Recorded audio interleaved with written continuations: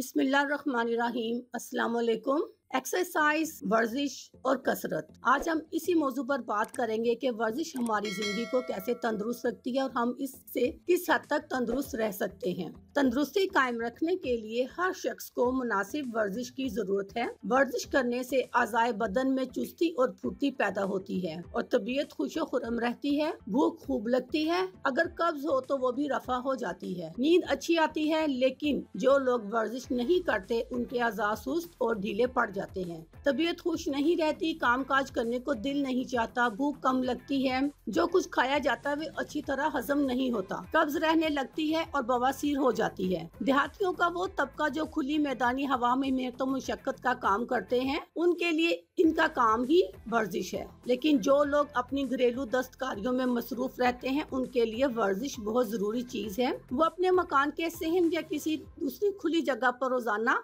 Exercise किया करें। इनको तंदुरुस्त रखने में मदद देगी। वर्जिश के लिए रफ़ा हाजत के बाद सुबह का वक्त सबसे बेहतर है। जो लोग किसी वजह से सुबह को एक्सरसाइज ना कर सकें वो शाम को एक्सरसाइज कर सकते हैं। पेट खाली हो या भरा हुआ हो, दोनों हालतों में वर्जिश करना मुनासिब नहीं है। सुबह को थोड़ा सा दूध पीने के आधे घंटे के बाद वर्जिश करना चाहिए। वर्जिश हमेशा वक्त मुकर्ररा पर की जाए और सिर्फ इस कदर की जाए कि थकन पैदा ना हो। अगर जिस्म से ज्यादा पसीना निकलने लगे, दम फूल जाए, आंखों तले अंधेरा छा जाए और जिस्म थक कर चकनाचूर हो जाए तो समझ लेना चाहिए कि वर्जिश जरूरत से ज्यादा की गई है। ऐसी वर्जिश से फायदे की बजाय नुकसान का अंदेशा ज्यादा है। इसलिए वर्जिश में एतदाल का ख्याल रखना चाहिए। जो वर्जिश एतदाल से की जाती है इसमें वर्जिश के आधा घंटा के बाद जिस्म में सुकून पैदा हो जाता है और थकन दूर होती है। जब कोई शख्स पहले पहल वर्जिश करे तो इसको 5 मिनट से ज्यादा वर्जिश नहीं करनी चाहिए। रोजाना आहिस्ता आहिस्ता वर्जिश की मुद्दत को बढ़ाते जाएं, आधा घंटा तक पहुंचा दें। देहातियों के लिए डंड बैठक लगाना,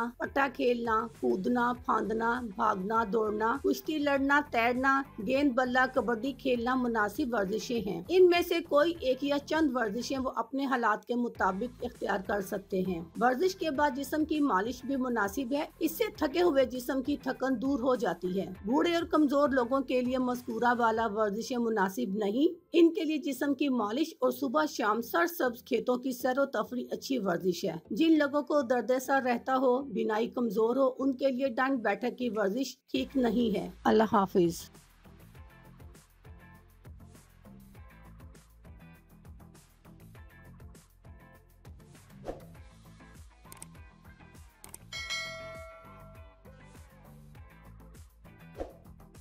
अगर आपको हमारी वीडियो अच्छी लग रही है तो हमारी वीडियोस को लाइक करें और अपने सब दोस्तों से शेयर करें और साथ हमारे चैनल ऑनलाइन रेमेडीज को सब्सक्राइब करना ना भूलिएगा। मिलती हूँ मैं आपको एक नई वीडियो के साथ, तब तक के लिए अल्लाह हाफिज।